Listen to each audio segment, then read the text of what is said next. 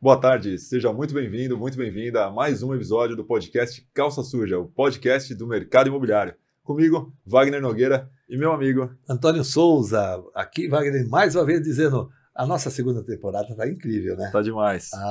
Fantástico. Aqui nós só estamos trazendo calça suja dentro de cada especialidade, né, Wagner? Isso, personalidades. E Importante. Você que está assistindo a gente hoje, não deixa de clicar aqui no sininho para receber as novas notificações. E aqui tem esse QR Code para você nos seguir lá no Instagram, no @calçasuja, tá bom? E vamos ler o currículo do nosso convidado de hoje? Já, sim. E hoje nossa calça suja hoje foi quase calça molhada, né? Derrubamos água aqui. Quase que lavou a calça. Não fosse. Valtinho, enorme prazer de ter você aqui. O prazer é todo meu estar com vocês aqui e poder participar, né, da calça suja aqui, para poder divulgar, né, a área da perícia judicial no Brasil. Aí. Então, você veja só, todos os nossos programas, né, Wagner, nós tivemos sempre focado em muita coisa da área imobiliária de uma forma geral. E poucas vezes, e eu diria talvez essa está sendo uma das primeiras apresentações na qual a gente está trazendo algum tema perícia. E dentro disso, dentro da perícia, a perícia como um todo. E além de estar com um todo, nós estamos falando também do perito imobiliário, né? Mas aí o nosso expert que está aqui, que eu vou ler o currículo dele aqui rapidamente, para que vai poder nos esclarecer e dar as grandes informações aí importantes para o mercado. O nosso amigo, meu amigo particular, Walter Diogo Muniz, é um renomado especialista em perícia forense e ocupa a presidência da OPERB. O que é a OPERB? É a Ordem dos Peritos do Brasil. Com mais de 30 anos de experiência, ele é fundador da CENIMPER, Centro de Inteligência Pericial. A sua formação abrange geologia, com especialização em gemologia, e vocês vão saber do que se trata, efetivamente, daqueles que não o conhecem, artes plásticas e jornalismo, além de uma especialização em criminalística. O Valtinho, e aí, esse Valtinho é a intimidade, da nossa amizade de longa data. Que bom. Também é perito em identificação humana pela voz, além de acumular vasta experiência na análise de obras de arte e metais nobres. Seu trabalho sempre se caracteriza pela inovação, oferecendo novas abordagens para as questões complexas. E o Walter, claro, ele é pós-graduado em criminalística. Walter, seja muito bem-vindo, é um prazer enorme ter você aqui com a gente no Calça Suja. O prazer é todo meu de estar aqui com vocês e poder, né, passar um pouco do conhecimento sobre o que é a perícia judicial, o que é o perito, né, e a perícia judicial a todos os seus telespectadores, né? Legal, muito bom, seja muito bem-vindo, muito bacana. E eu queria começar perguntando, sempre quando a gente fala de perícia, a gente logo remete a essa questão da perícia judicial, né? E uma vez eu ouvi falar que o perito judicial, ele só é perito quando ele está em atuação, né? Quando ele foi delegado pelo Poder Judiciário, essa nomeação de perito. Então não existe a figura do perito judicial, né? Ele não é perito, ele está perito judicial, né? Sim. Queria primeiro entender se isso é uma verdade. E segundo, o que qualifica a pessoa para que ela se torne ou seja reconhecida como uma pessoa perita, né? Em algum segmento. Ok. Bom, eu vou citar aqui essa diferença do perito criminal, em primeiro lugar, porque a perícia judicial, o perito em si, judicial, nasceu praticamente da perícia criminal, tá? Nós seguimos muitos protocolos e também conceitos, né, já praticados dentro da perícia criminal. Então, nós temos uma parceria indiretamente com o conhecimento desses experts também, que trabalham oficialmente para a justiça, né? Para a justiça não, para a polícia científica. O perito judicial, na realidade, ele é aquele que é nomeado pelo juiz. Enquanto ele está nomeado pelo juiz, ele tem as mesmas prerrogativas que um perito criminal ou responde pelas suas habilidades no desenvolvimento do laudo pericial, tanto quanto um perito criminal, ok? E aproveitando isso, para que ele se forme dentro dessa área, é muito importante dizer que ele tem que seguir uma carreira. antes de tudo isso, ele tem que se formar, ele tem que entender, ele já tem que ter uma formação prévia, né, superior, para poder atuar nessa área da perícia judicial. E também fazer cursos de especialização, que inclusive a Ordem dos Peritos fornece a ele. A Ordem dos Peritos do Brasil é a pioneira na questão de cursos forenses para os peritos judiciais no Brasil. Nós fundamos, faz 12 anos, a Ordem dos Peritos do Brasil com o intuito, né, de qualificar o perito para que possa trabalhar de uma forma mais completa para com o judiciário. Então, é isso que nós fornecemos, que é a credibilidade, não só a credibilidade pela ordem, mas também a qualificação para que ele possa operar dentro da área judicial. É isso aí, então, Walter. E você já adentrou, era uma das perguntas, e você antecipou isso, muito interessante sabermos aí, falarmos um pouco da OPERB, que é a Ordem dos Peritos, que você também já disse, foram há 12 anos que você formou e criou a ordem, né? E essa é uma das coisas que normalmente o pessoal, e eu estava comentando recentemente, nós estávamos falando, né? A pessoa, não necessariamente o profissional de alguma área e todas as profissões, como você mesmo disse, desde que tenha uma formação superior, ele pode ser um perito. Não é isso? Sim, ele pode, desde que ele tenha uma formação superior, a nível superior, ele pode ser um perito judicial. Sim. Sem problemas nenhum. E perito judicial desde que nomeado, como já foi dito. Sim, desde que seja nomeado pelo juiz. Existe um processo de cadastramento dentro do Tribunal de Justiça, né? Mas ele faz um curso de especialização, por exemplo, que a OPERB oferece, que é o treinamento dele para elaboração de laudos, né? E também de manifestações que pode advir, né? Nós temos os modelos de laudos que nós passamos a eles, né? E aí sim ele pode continuar com a Esses carreira. laudos que você indica, que você oferece para quem está nos cursos lá da OPERB, por exemplo, existe alguma norma da ABNT que possa ser seguida, assim como dentro do mercado imobiliário, que é o nosso mercado, que é a informação que a gente está passando para os nossos internautas? Por exemplo, a NBR 14653 aborda sobre a avaliação imobiliária. E aí tem mais alguns outros itens que vão de acordo com a sua... Existe alguma norma da ABNT nessa área da perícia, nas várias áreas da perícia? Então, normas da ABNT não existe, né? Porque a perícia, como era focada na área criminal, ela ainda não tem uma norma técnica especificada aqui dentro do Brasil. Ela é baseada em protocolos externos, né? Tá. Porém, nós estamos criando algumas normas. A Ordem dos Peritos estão criando para ser levado isso a nível, né, superior também, para ver se a gente consegue consagrar, né? Porém, né, o que a gente se baseia é o artigo 475 do Código de Processo Civil, que ali está dizendo o que é necessário, né, para que ele seja um perito judicial.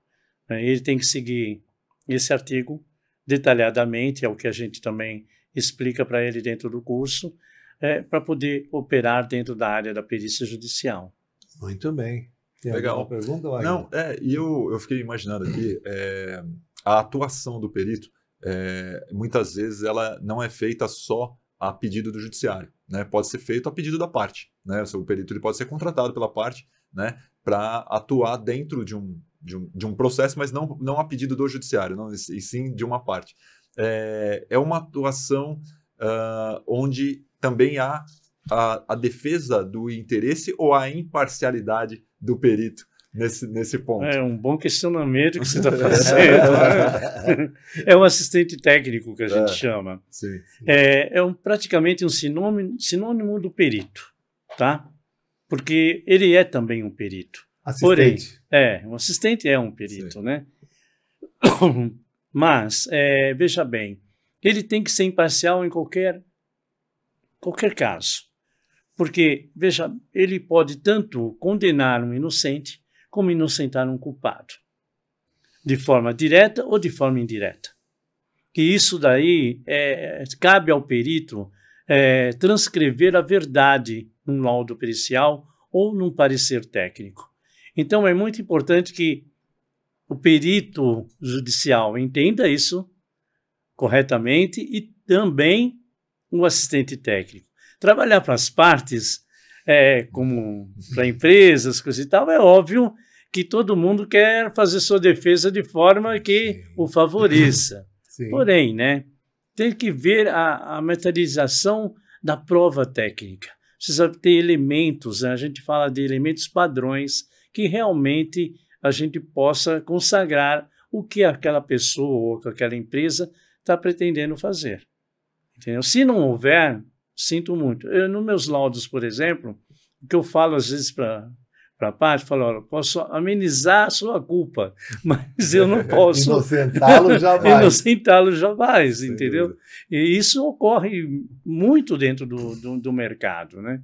A prática de assistente técnico, como nas áreas empresariais, é uma área que realmente tem que ser considerada. Inclusive, eu estava até comentando com o Souza a respeito disso.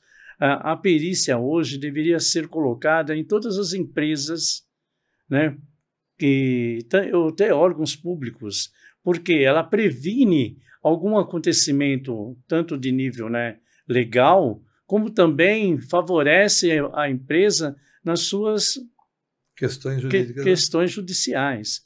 Então, seria até importante que as empresas passem a pensar nisso, a respeito disso, porque o perito judicial e o assistente técnico é uma pessoa muito importante para que defenda, né, essa empresa e favoreça essa empresa, deixe ela correr de uma forma exata. Walter, sabe, né? Que uma coisa me chamou muita atenção, quando o Souza estava lendo seu currículo, a gente já prestou serviço para o judiciário Sim. como perito, elabora alguns pitãs, faz, né, as avaliações e se restringe a isso, né?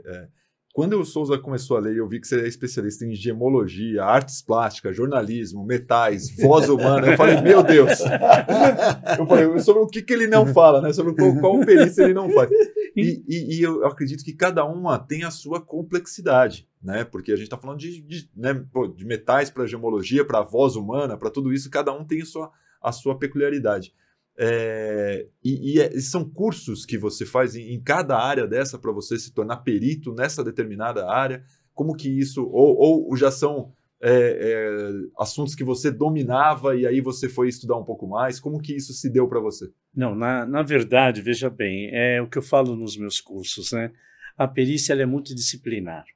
Então, é muito importante, quando eu faço curso de local de crime, lá na UPERB, para demonstrar para as pessoas que ele, adentrando um local de crime, ele tem inúmeras coisas que ele pode fazer, que ele pode exercer ali como um profissional perito, entendeu? Isso é muito importante. Por que eu falo multidisciplinar? Porque quanto mais ele se aperfeiçoar em cursos, melhor ele vai desempenhar o papel de perito dentro de um local de crime.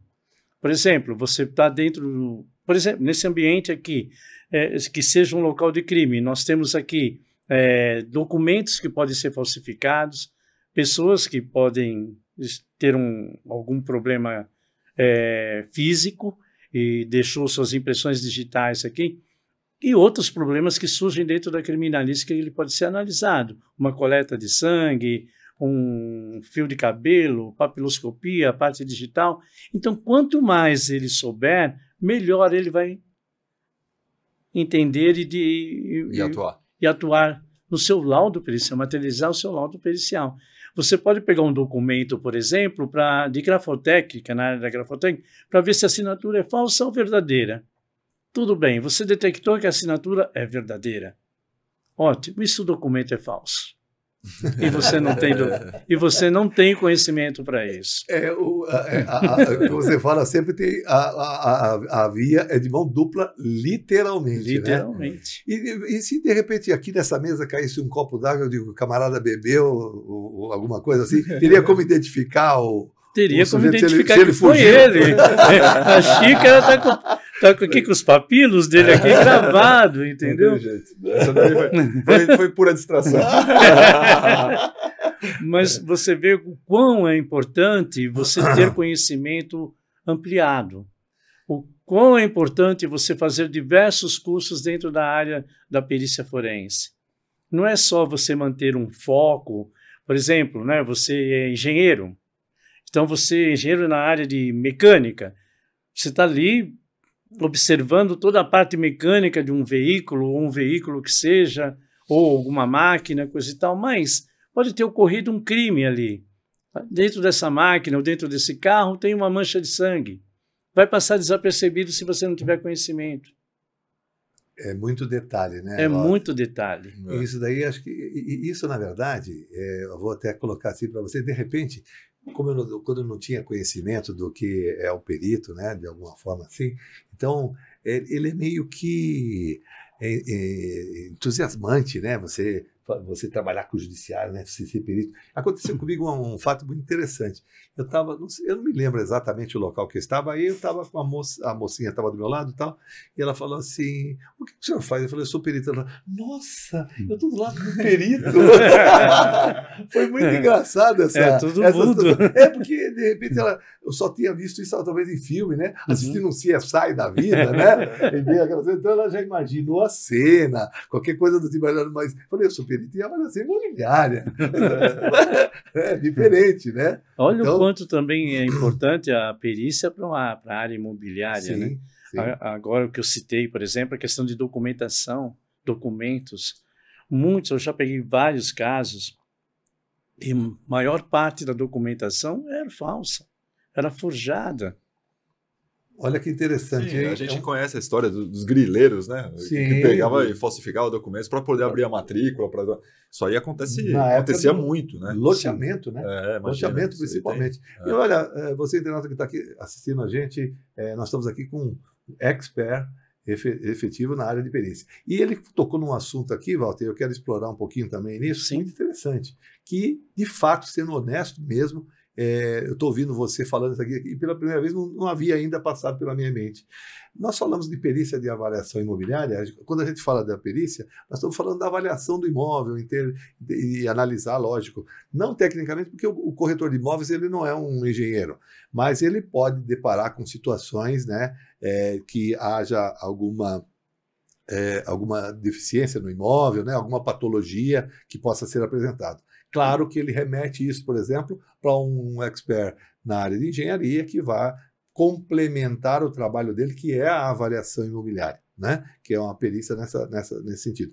Mas a perícia de análise documental, que é o que você acabou de falar, um negócio extremamente interessante, né? Está aí mais um nicho de mercado muitíssimo interessante, sim, dentro da perícia. Gostaria que você falasse um pouquinho a respeito disso. Sim, veja bem, a parte de... Porque não existe perícia só crime contra a vida. Existe também a parte da perícia documental, né? Que a gente fala perícia médica e etc. e tal. São diversas áreas, né, do conhecimento, né, que a gente pode abranger, né? Então, a área de avaliação de imóveis, principalmente, vocês lidam com muita documentação. Sim. Desde escritura de casa, de propriedade de terreno, etc. e tal, fazendas. Nossa! Não, você já não teve, todo mundo acho que já ouviu, eu já tive um caso, eu já fui vítima de um caso de um contrato, na época que se reconhecia a firma do contrato, né, não tinha a plataforma digital, do reconhecimento de firma ter sido falsificado. O reconhecimento era falso, né? O selinho do cartório era falso, né? Uhum. Então acontece, né? E você é leigo, você chega com o negócio lá com carinho, o reconhecido firma, pô, você vai falar que não tá, né? Então, de fato. E Walter, voltando lá ao leque que você atua, eu acredito que você deva ter algumas histórias aí bem interessantes sobre onde você já atuou como perito. Eu tenho uma que eu considero bem importante. Eu trabalhei 8 meses e meio junto com a arqueóloga também, no levantamento dos corpos de Dom Pedro I, Dona Leopoldina e Dona Amélia, segunda esposa. Uau! Né? Caramba! Uau. Nosso imperador do Brasil, né? Que bacana. E eu pude também ter a honra de analisar todos os objetos na área de gemologia, todos os pertences dele, como roupa, joias, que estavam ali depositados nas urnas. Que bacana. Interessante. Então, isso eu já faço parte da história do Imperial, né?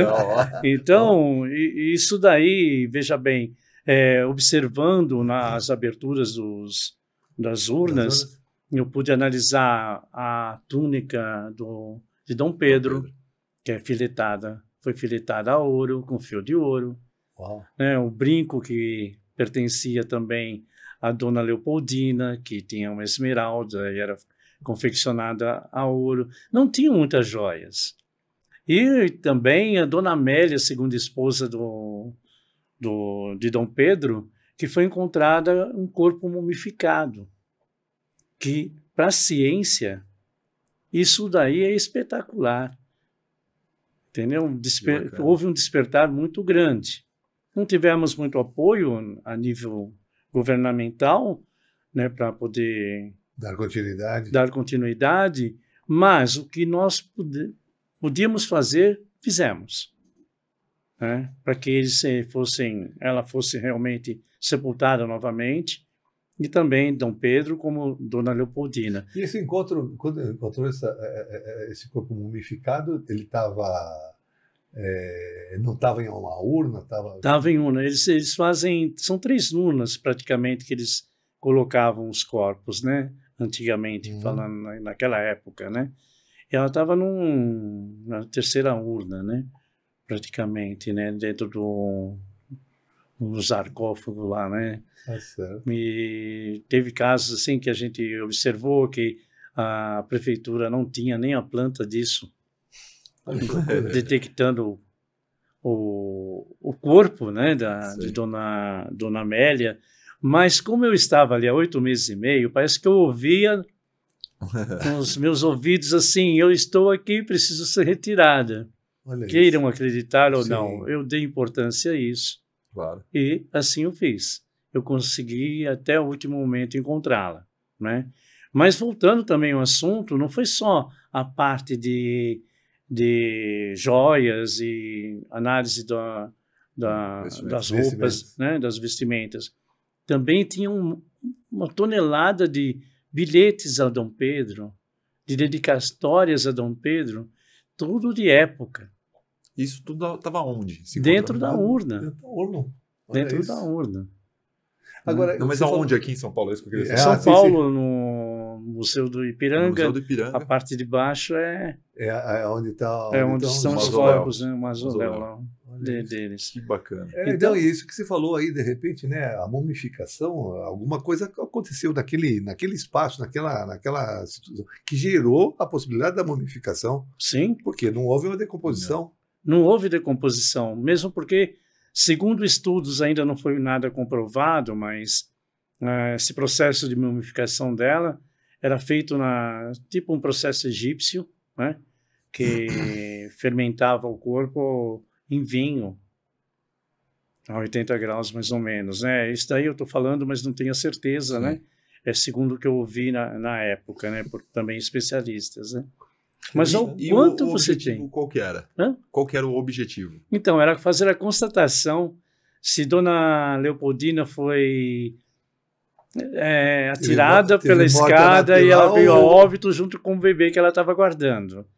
O Instituto de Medicina da USP provou que ele morreu de sífilis e ela também. Então, acabou essa fantasia, né, de que ele provocou esse acidente e ela veio a óbito. Olha que ponto importante para a história, você entendeu? Sem dúvida. Mudou muito, né? Muito legal. Olha, gente, isso aqui é fantástico aí, ó. Olha, cultura total. Olha onde vai a perícia. Não, ela é muito abrangente. Voltando também, eu fiz a parte da área de gemologia, né? Que se você pensar bem, pedras preciosas e metais preciosos são lastro de riqueza de qualquer país. Sim.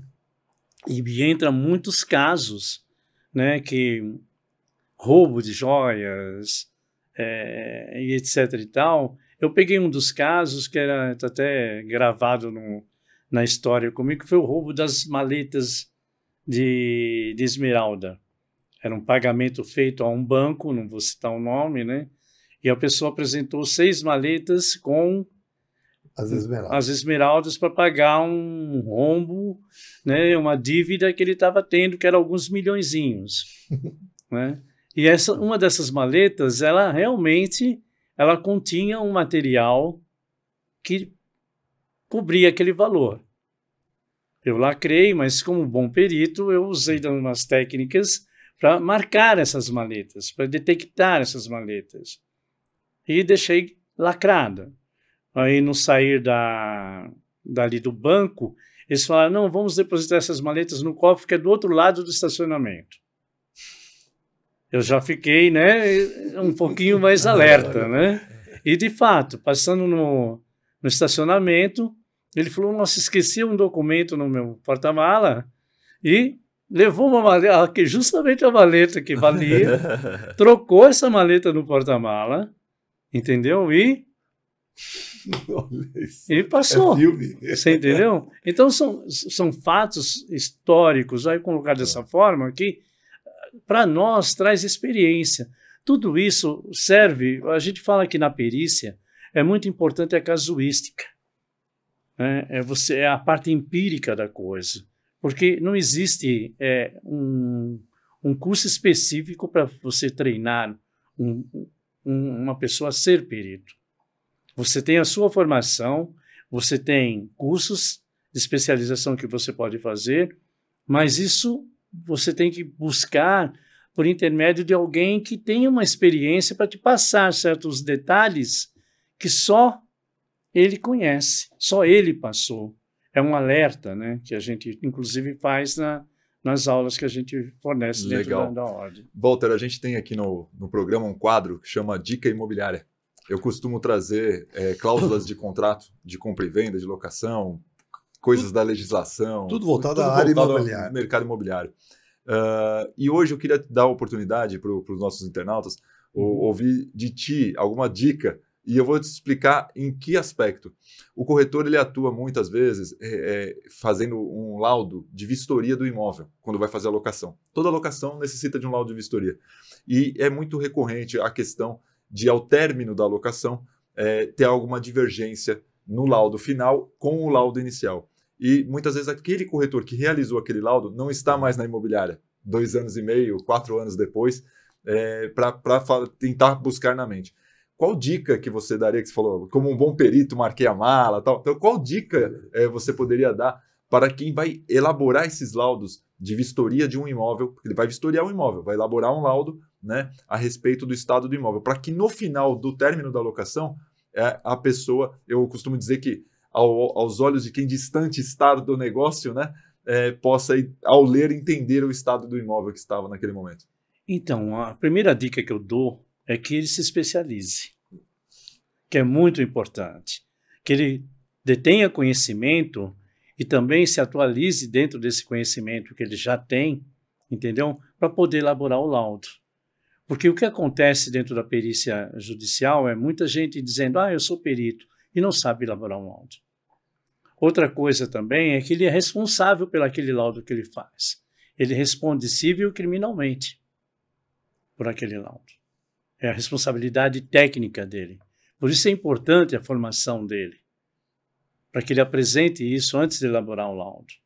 Uma dica que eu dou é que ele realmente faça cursos de especialização, né, a elaborar o laudo, e fotografe tudo que ele vê, porque a fotografia fala por si dentro de um laudo.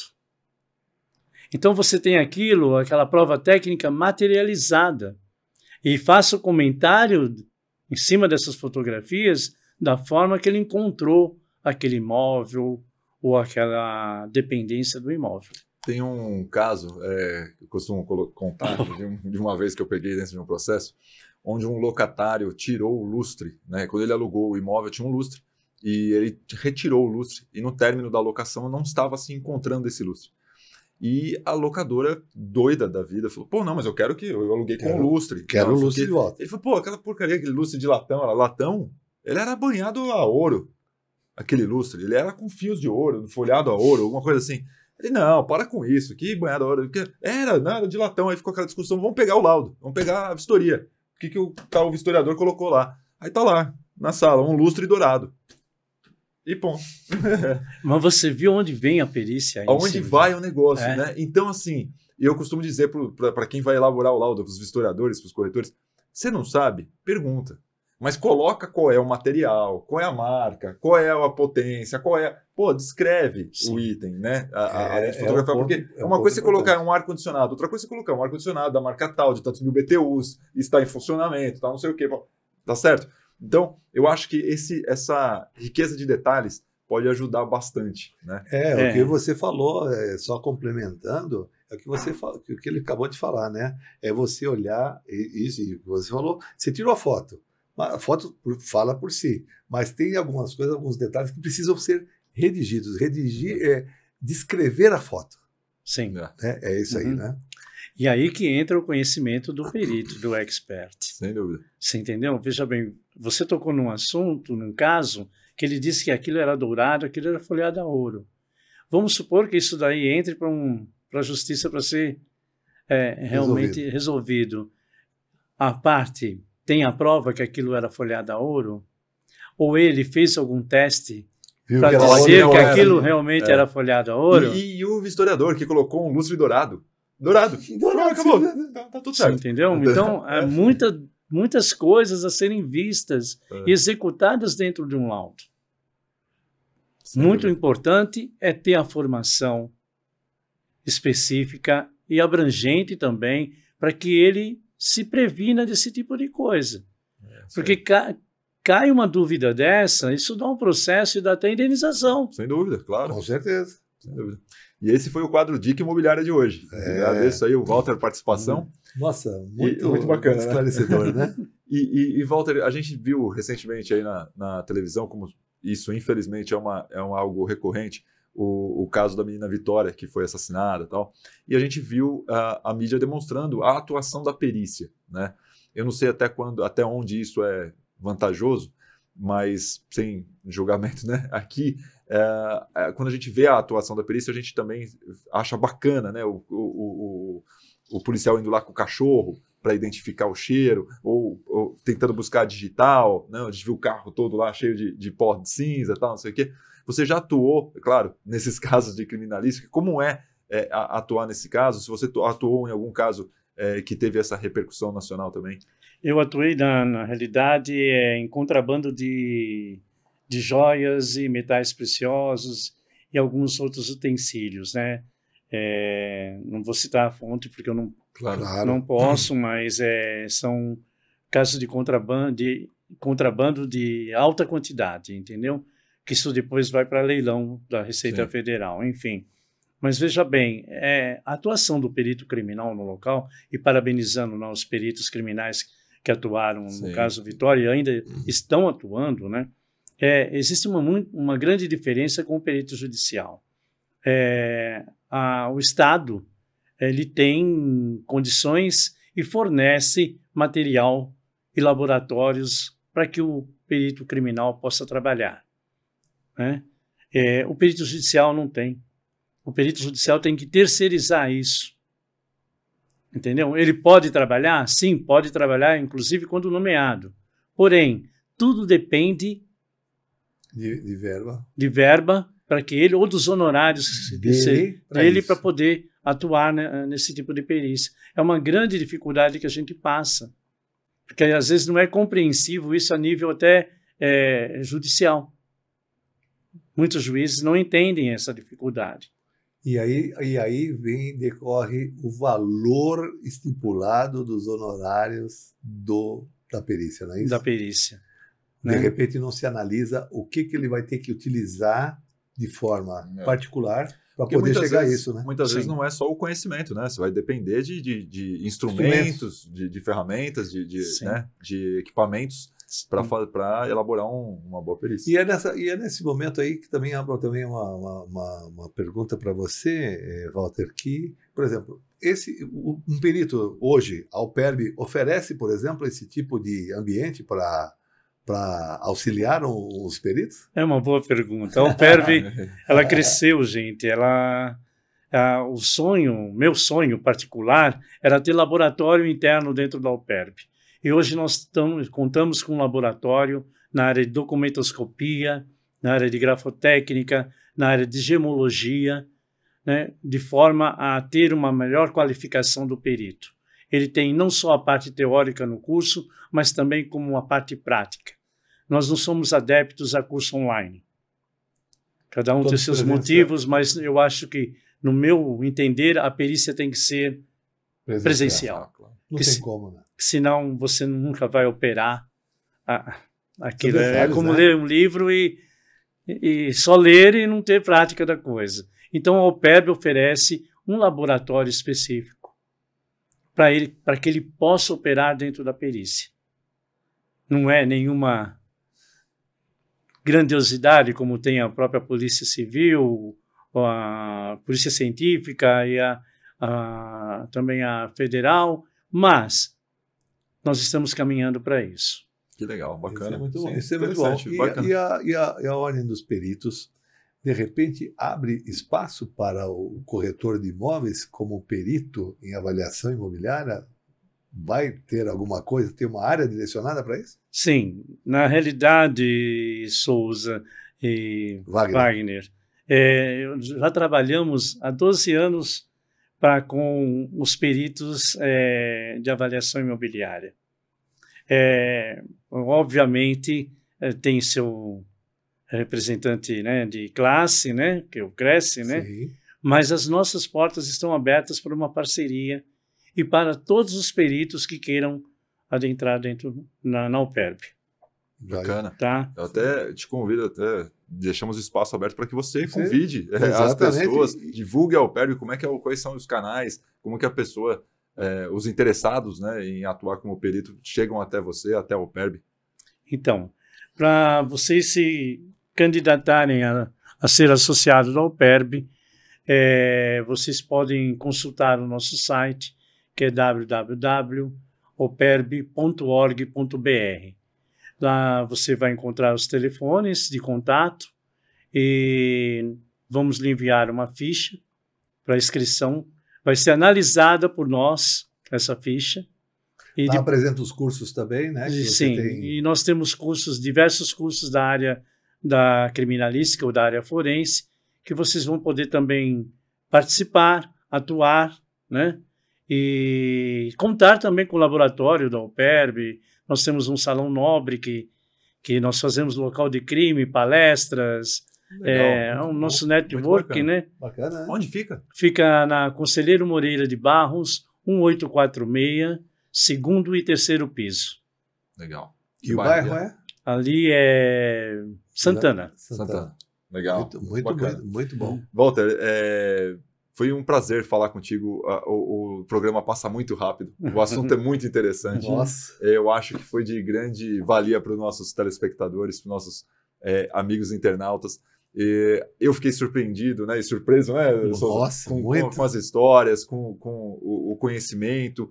É muito bom para nós, isso agrega muito, né, para nós, para demonstrar que o nosso programa não trata só do mercado imobiliário, mas para levar cultura, para levar conhecimento, para levar informação para todos que nos assistem.